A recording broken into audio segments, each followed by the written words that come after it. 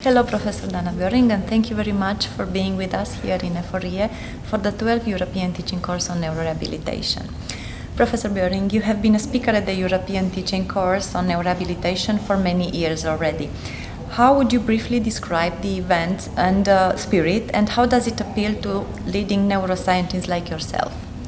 Well, it is the 11th time that I'm participating to this event, and it always had gathered outstanding scientists and clinicians from all over the world who found here a special atmosphere, a warm, almost familiar welcoming, and found rapidly to a community where on the one side outstanding science was presented, and on the other side idea exchange and knowledge exchange was possible. One of your chaired sessions is focused on clinical case presentation. How do these fit in the event's overall architecture, and how important are these for the participants?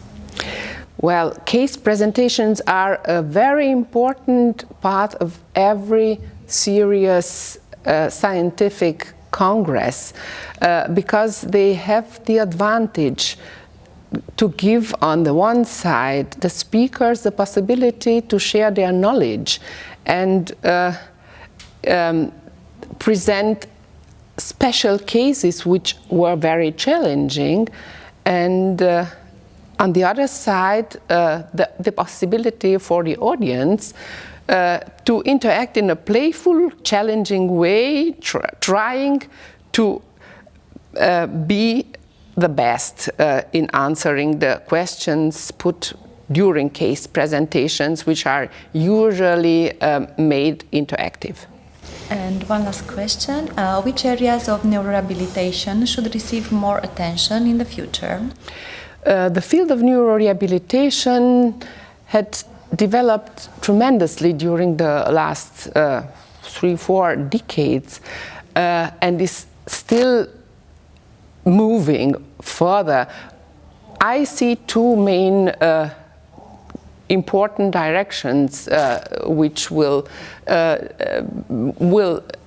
be visible in the next future. The one will be creating enriched environments for severely impaired patients in a bedside setting, primarily for inpatient settings, but I can imagine that this would be possible in the future to be translated in a home-based setting. And on the other side, the broad use of mobile phone-based training programs for disabled patients worldwide after an acquired brain injury, where motivational aspects and resilience aspects will surely play an important role.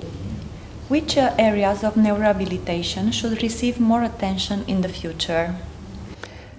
In my opinion, there are two important domains which have to be increasingly considered in future neurorehabilitation.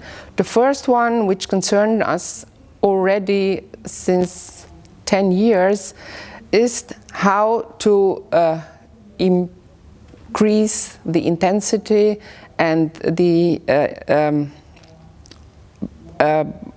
diversity of impairment-oriented therapy for severely impaired patients. And here we have to face the challenge of developing enriched environments in a first line for the inpatient setting, and probably in a further future in a home-based setting.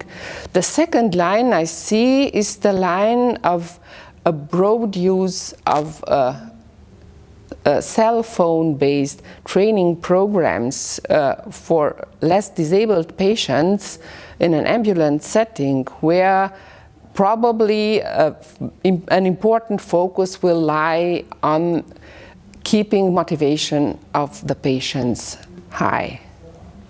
Thank you very much for sharing your opinion and visions with us, and we very much look forward to seeing you in our future editions of Teaching Course of Neurorehabilitation. Thank you very much. It would be a great pleasure and honor for me.